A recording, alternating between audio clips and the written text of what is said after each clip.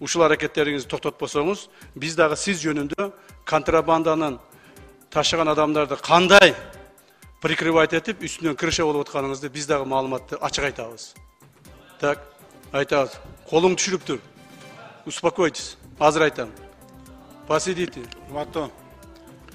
Бүгүн Жогорку Кеңештин жалпы жыйынында өкмөттүк күн башталды. Ага улуттук коопсуздук боюнча мамлекеттик комитеттин төрагасы Камчыбек Ташиев келип, аткезчилик боюнча маалымат берүүнүн алдында депутат Адахан Мадымаровду УКМКга далилсиз сын айтууда деп айыптады. Мындан улам депутат Мадымаров отурган ордунан далил менен сүйлө деп кыйкырды. Бул учурда Мадымаров менен Ташиевди спикер Тамат Мамытов сабырдуулукка чакырды. Биринчиден мен сизге кыйырган жокмун. Мен камчы эмесмин сизге. Кандай кылабыз? Знаете. Мен уятсыз деп, тартипсиз деп айта элекмин. Азыр чыкканда айтам мен. Айтасыз. Эмне кыласыз? Кандай болот аны талант Төлөмбаевич? Мен сизге сүйлөп аткан жокмун. Суроого жазылды. Урматтуу Адахан Кимсанбаевич. Суроого эмес, мен биринчи болуп кол көтөрбөдүмбү. Раз ушундай болуп чыккандан кийин сөз бериңиз деп. Сөз беребиз албетте. 2 мүнөт. Ошондон азыраак сүйлөшөлүк. Тилим барда эле сүйлөй бербестен. Жооп бересиз бардыгы. Жакшы, рахмат. Колуңду кезебегин, колуң сындырып коём.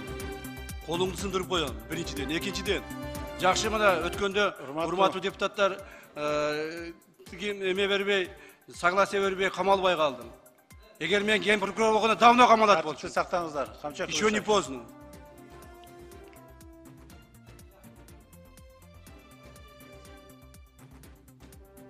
Тартипти сактаңыздар.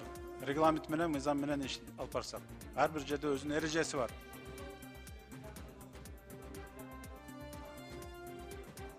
Так, извините, пожалуйста, мага бир сөз берип коюңузчу, көрсөтөм деген айтып коеюн, уруксат берсеңиз. Урматтуу депутаттар, бул кишини көрсөтөм дегенде жөн бар. Себеби бизде толук оперативдүү маалыматтар бар. Булар мамлекетте чаң тапалаң уюштуруп туруп, мамлекетте бийликти алмаштырууга аракет кылып атат. Мен айтып коеюн, мамлекеттеги бийликти сиз эч качан алмаштыра албайсыз. Бул бир.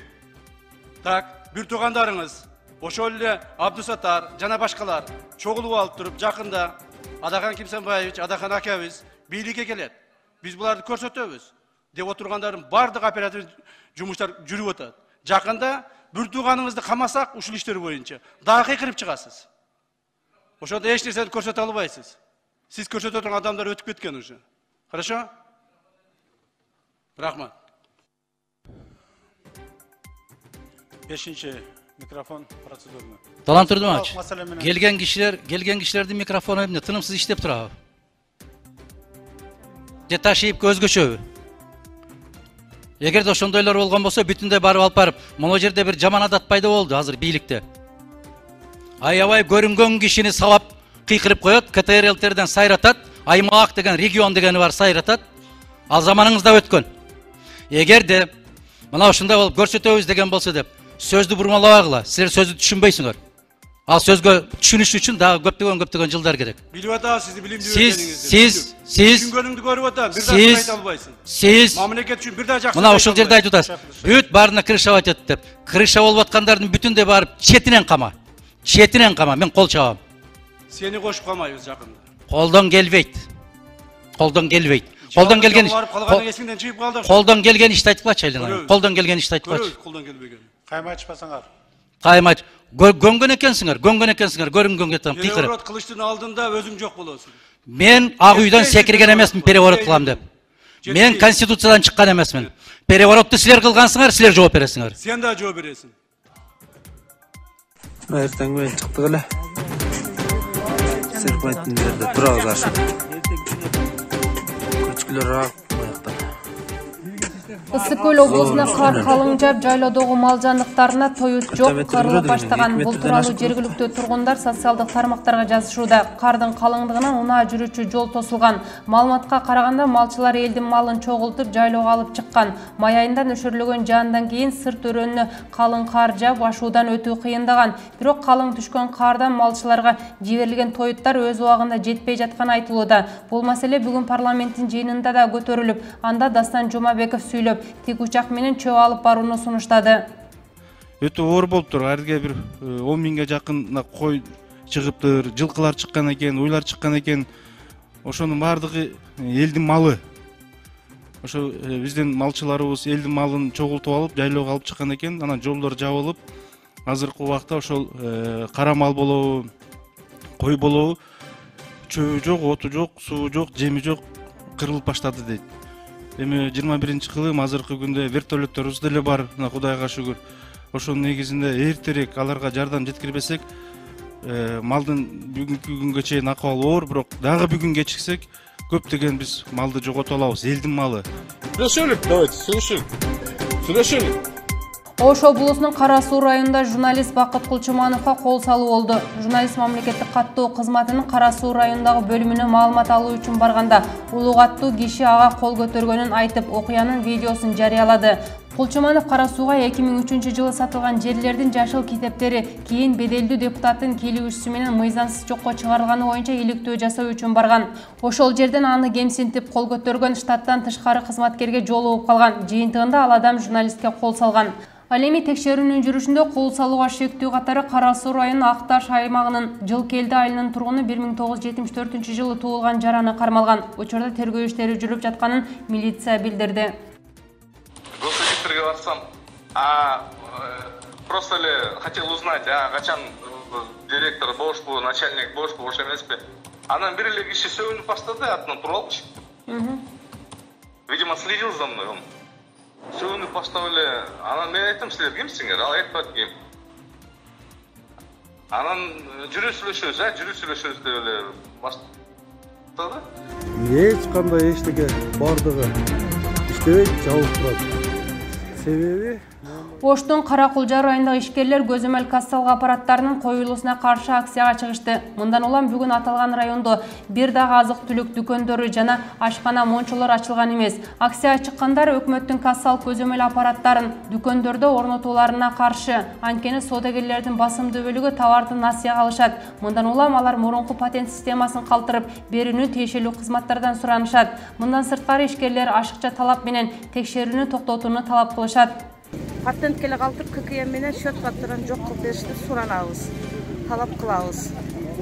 Ушу кыйналып атабыз биз дагы мына фирмадагылар келип же алар счет фактура бербейт, булар болсо барып тынбай текшерет, штрафтар салып атат. Буга чейин өлкө башчыбыз айткан ККМди өкмөт силерди камсыздайт деген жери бар.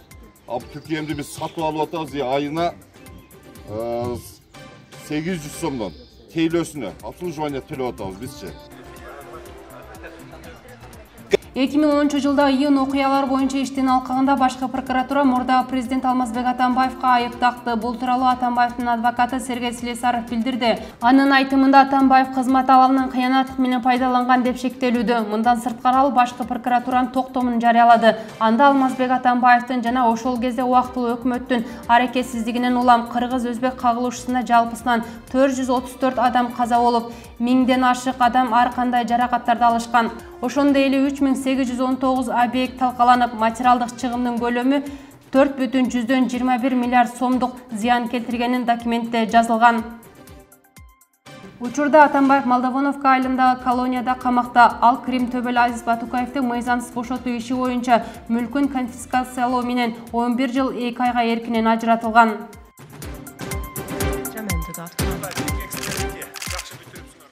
1-июндан тартып Ысык көлдөгү Алтын балалык медициналык реабилитациялык комплексте балдарды расмий түрдө кабыл ала баштады. Салтанаттуу ачылышка президент Садыр Жапаров жана саламаттык сактоо министри Алымкадыр Бейшеналиев катышкан. Ал эми 24 KG'нин журналисти комплекске барып, балдар кандай шартта эс алып, реабилитациядан өтөрүнө көз салган. Журналисттин маалыматына караганда, объект салтанаттуу түрдө ачылганы менен өзүнчө бөлмөлөр, имараттын айланасы азырынча даяр эмес. Жертөлө жана 1-кабаттагы айрым ажатканалар оңдолуп бүтө элек. Кээ бир жерлерде курулуш калдыктары да бар. Мындан сырткары журналистке дарыгерлер атайын жабдыктар жана дары-дармектер боюнча маселе жок деп айтышкан.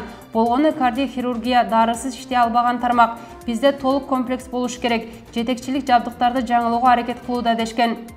Саламаттык сактоо министринин эсеби боюнча мекеменин калыбына келтирип курулушун бүтүрүү үчүн 1,15 миллиард сом керектелген. 2021 жылдын октябрында каражат чогултуу үчүн агенттик кайрымдуулук марафон өткөргөн. Бүгүнкү күндө атайын эсепке 37,2 миллион сом түшкөн.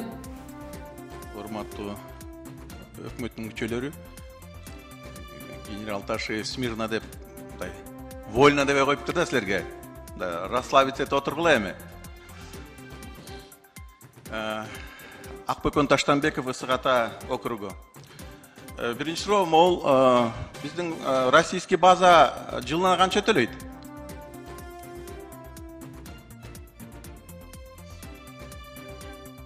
Түшүнбөдүм. Кайсы Российский база камптагы канчада акча төлөйт жылына? Маалымат жок бизде. Аны министр финансов жана өкмөт башчысы гана жооп берет ага. Министр финансов бар да. Маалымат жок бизде. Жөбөчүлөр барбы? Финанс министри. Мен Жок, жооп бердим. бердин. Өкмөт Алам башчысы. мен. Бизде маалымат жок. Макул тактап расмий маалымат берип койгула.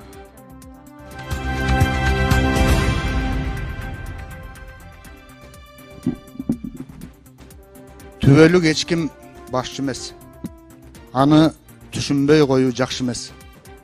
Акыйкат айтсаң чоңдорго ар дайым эле жакшы эмес деп Элмирбек деген акын айтканда. Акыйкатты угам деген мына жетекчилер отурасыздар, чогуу кылалы деп атасыздар, анан коктудан чыккан коёндой болуп, ортодон чыга калып эле ар кандай нерселерди айтып жакшы көрүүнүн кажети жок. Адвокат болбоңуздар. Бул жогорку кеңеш. Жогорку кеңештин дагы аброюн сыйлаңыздар, урматтаңыздар, антип түшүрбөңүздөр. Эгер андай жүгүнүп, бүгүлүп кызмат кылам десеңиздер, анда комитетке барып иштеңиздер. Рахмат. Рахмат, процедурный 6-чы микрофон. Урматтуу талант Урматов, жана коюн колтукка кирип, мындай деген киши гана сразу эле жок болуп кетти го. Мен эгерде паткалемчилик кылып, жанакындай кылсам, бул жерде жүрбөйт элем, башка жакта жүрөт элем. Мен коллегалардан айттым, жакшы жүрүп аткан иштерди белгилей кеткиле, дайым эле сындай бербейли деген сыяктуу мааниде айттым. Эмне жалган ошол мен жана жогоруда айтып кеткен жумуштардын болгону. Элдик генерал экени калп экен. Ошончо ата журт партиясынын башында туруп, ушунча мамлекеттин 2 жыл бир тизгинин кармашканы калппы.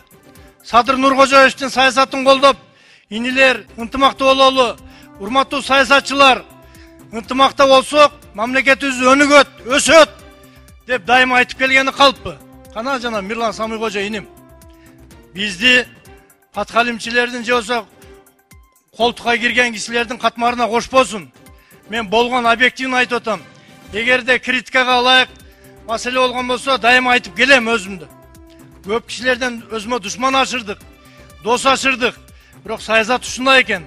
Мен жалаң гана ынтымакчылыкка чакырып, кыргыз элин өнүгүү, өсүү жолу үчүн гана барыңарды биргеликке чакырдым. Болуп аткан иштер жөнүндө дагы жакшы жактарын да айткыла дегендей мааниде айттым, туугандар. Мындан кийин мен сөзүмө комментарий бере турган болсоңор, анда башкача сүйлөшөбүз.